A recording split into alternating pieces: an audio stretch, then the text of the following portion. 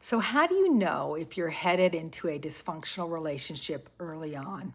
Or if you're dating somebody that may be controlling, abusive, narcissistic, or just another codependent?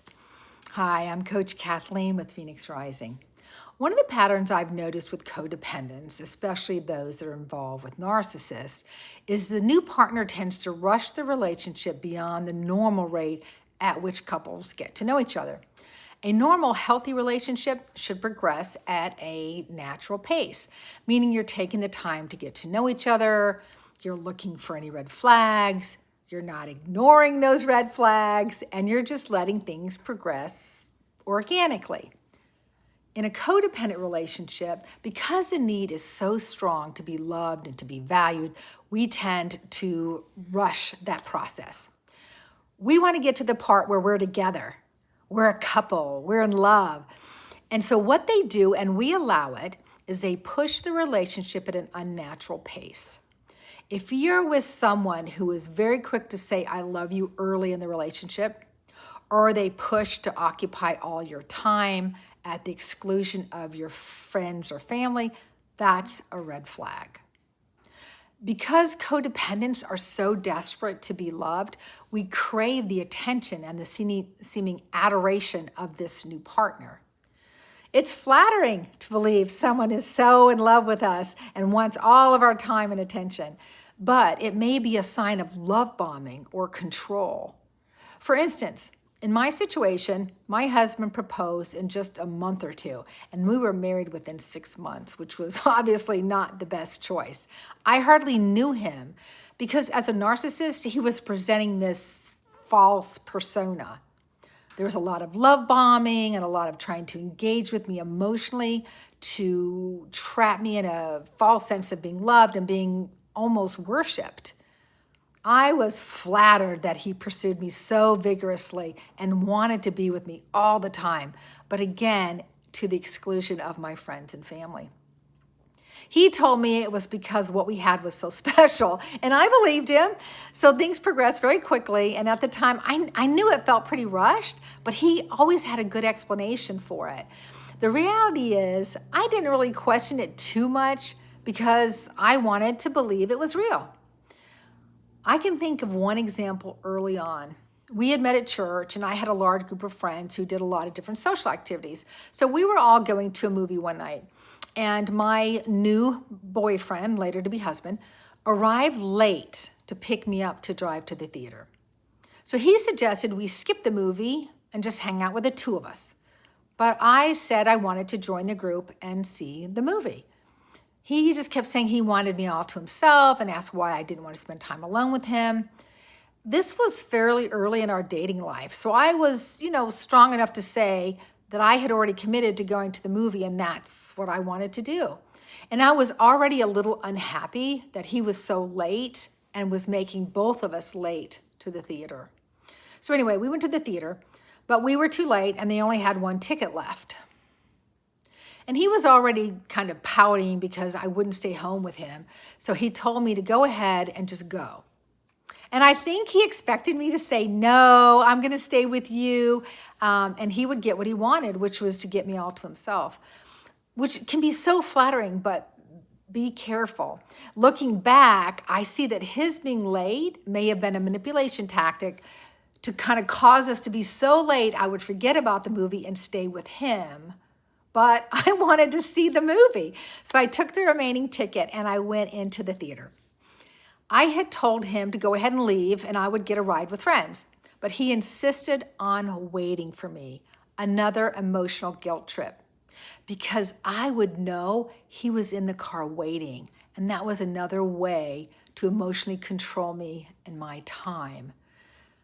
And before I left, he kept saying things like he doesn't understand why I don't want to be with him, why I prefer my friends over him, that kind of thing.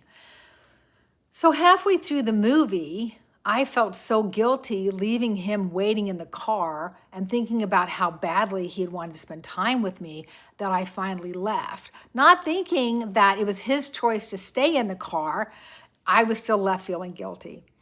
I should have recognized the signs then of his emotionally manipulative coercion and control. tactics. But I didn't know what I didn't know. So he was determined he was going to get me away from my friends, and his waiting in the car was one way to control me and my time. Because, look, I would know he was out there, and even if I had stayed to finish the movie, I would have hurried out afterwards to the car without even socializing with my friends because I would know he was waiting. So I look back now, and I see how unhealthy that was, both his tactics and my responses. So cringe. So when you're in this type of relationship, don't ignore the red flags. If they've already shown signs that they're jealous, that they're controlling, if they're attempting to isolate you from friends and family, pay attention.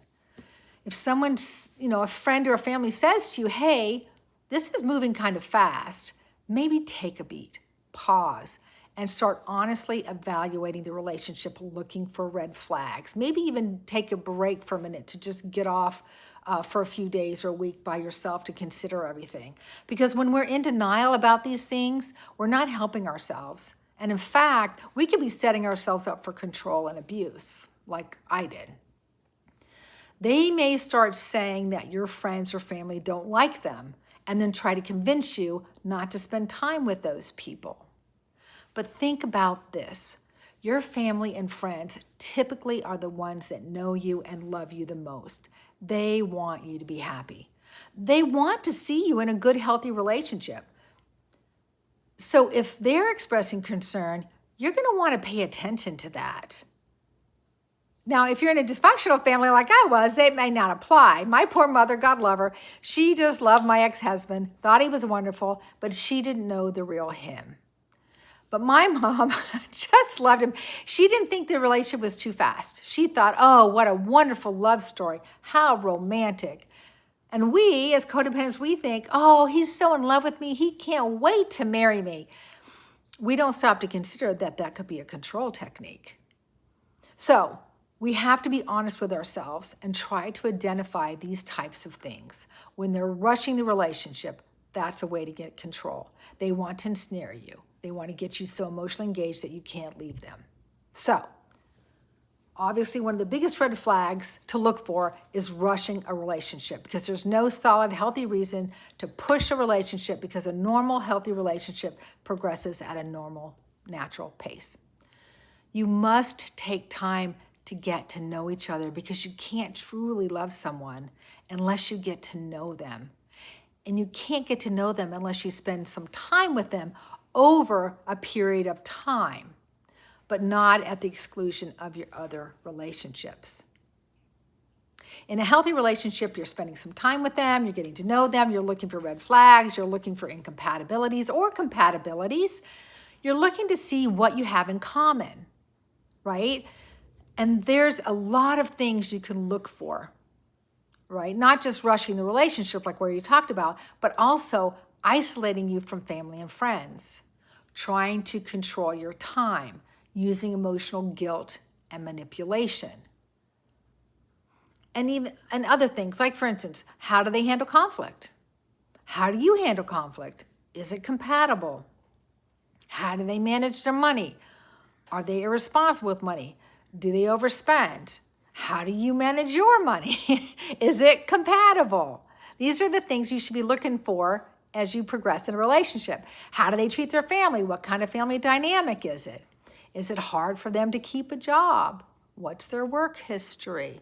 If they have trouble keeping jobs, it may indicate deeper issues like, maybe they have trouble with authority, anger issues, immaturity, poor work ethic. But if they can latch on to you as an empathetic codependent who wants to rescue everybody and keep the peace and be a people pleaser, they may see that as their meal ticket. So just really be aware of these things. There are just so many things that we need to think about when starting a relationship, but when we're getting love bombed, we can't even see or think about it. These are red flags you should be looking for early on to see if this is a healthy relationship, or if you could be seeing another codependent person or a potential abuser or a narcissist, and you need to walk away. Hopefully, you are self-aware enough to walk away, to say, nope, I'm seeing the red flags, not falling for it. And then you can spare yourself the heartache of jumping into that relationship too soon and getting caught, getting stuck. And it turns out not to be a healthy, functional relationship. So be wise and save yourself some heartache. If you want to learn more, take our free 3-minute quiz. You can find the link below in the description and pinned in the top comment. See you soon.